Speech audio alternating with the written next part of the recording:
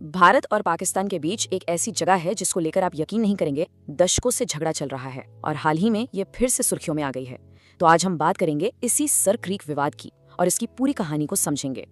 और देखिए, ये कोई मामूली बात नहीं है। अभी हाल ही में भारत के रक्षा मंत्री राजनाथ सिंह ने एक बहुत ही कड़ी चेतावनी दी। उन्होंने साफ साफ कहा कि अगर पाकिस्तान ने कोई भी गलत हरकत करने की कोशिश की तो जवाब इतना तगड़ा मिलेगा कि इतिहास और भूगोल दोनों बदल सकता है। सोचने वाली बात है ना? आखिर इस छोटी सी जगह में ऐसा क्या है? तो चलिए इसी सवाल का जवाब ढूंढते हैं। आखिर ये सर क्रीक है क्या और क्यों ये छोटा सा इलाका इतने बड़े झगड़े की वजह बना हुआ है? तो सबसे पहले आइए समझते हैं कि ये सर क्रीक असल में है क्या। तो देखिए, सर क्रीक जो है वो भारत के गुजरात और पाकिस्तान के सिंध के बीच में एक 96 किलोमीटर लंबी पानी की पट्टी है। ये एक ज्वारीय मुहाना है जो जाकर अरब सागर में खुलती है। एक मजेदार बात बताऊं, इसका असली नाम बाणगंगा था। बाद में एक ब्रिटिश अफसर के नाम पर इसका नाम सर क्रीक पड़ गया। अच्छा, तो अब आते हैं सेक्शन 2 पर। सवाल ये है कि ये एक विवाद बना ही क्यों? देखिए, इस झगड़े की जड़ें ना इतिहास में बहुत गहरी हैं। देखिए, ये झगड़ा कोई नया नहीं है। कहानी शुरू होती है 1914 से, जब बॉम्बे सरकार ने सिंध और कच्छ के बीच इस मामले को सुलझाने की कोशिश की थी। फिर आया 1947, भारत पाकिस्तान का बंटवारा और बॉर्डर का मामला और उलझ गया।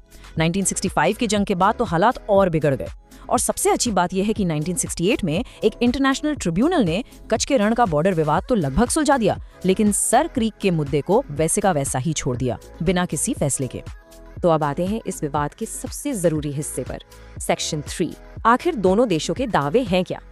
तो देखिए, भारत का कहना है कि बॉर्डर जो है वो क्रीक के पूर्वी किनारे यानी ईस्टर्न बैंक पर होना चाहिए।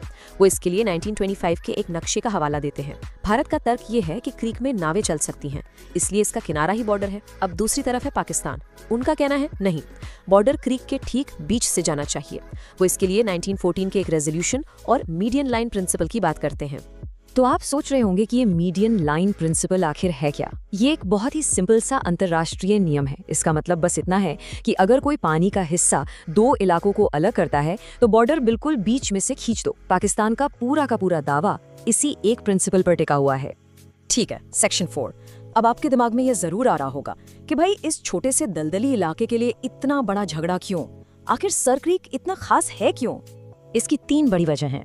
एक तो है इसका सामरिक महत्व, दूसरा है इसका आर्थिक मूल्य और तीसरा इसका पारिस्थितिक महत्व। चलिए एक एक करके सबको समझते हैं। सबसे पहले पैसा यानी आर्थिक मूल्य। माना जाता है कि इस इलाके के नीचे तेल और नेचुरल गैस का बहुत बड़ा भंडार हो सकता है। सोचिए, अगर ये सच निकला तो ये जिस भी देश के हाथ लगा उसके लिए एक लॉटरी जैसा होगा। और बात सिर्फ इस 96 किलोमीटर की पट्टी की नहीं है, असली खेल तो इसके आगे है। इस क्रीक पर जिसका कब्जा होगा वही देश समुद्र में अपने 200 नॉटिकल मील तक के एक्सक्लूसिव इकोनॉमिक जोन यानी EEZ की सीमा तय करेगा।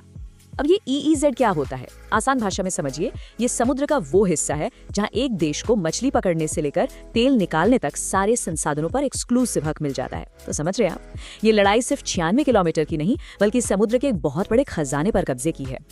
अब आते हैं इसके सामरिक या फौजी महत्व पर। जिस किसी का भी इस क्रीक पर कंट्रोल होगा उसे समुद्र के जरूरी शिपिंग रूट्स पर एक बढ़त मिल जाएगी और ये देश की सुरक्षा के लिए बहुत जरूरी है। यही वजह है कि दोनों तरफ से यहाँ मिलिट्री की मौजूदगी बढ़ती जा रही है। और आखिर में बात करते हैं इसके कुदरती महत्व की। ये इलाका मछलियों के लिए एक जन्नत है और यहाँ बहुत ही खास मैंग्रोव जंगल हैं जो समुद्री जीवन के लिए जरूरी हैं। लेकिन क्योंकि बॉर्डर क्लियर नहीं है तो बेचारे मछुआरे दोनों देशों के अक्सर गलती से बॉर्डर पार कर जाते हैं। फिर उन्हें गिरफ्तार कर लिया जाता है और इससे तनाव और भी ज्यादा बढ़ जाता है। तो अब आते हैं आखिरी सेक्शन पर। सवाल ये है कि आगे क्या होगा? क्या इस विवाद का कोई भविष्य है? क्या ये कभी सुलझेगा भी? सच कहूं तो फिलहाल मामला पूरी तरह से फंसा हुआ है। देखिए, 2007 में बातचीत हुई थी पर कोई नतीजा नहीं निकला।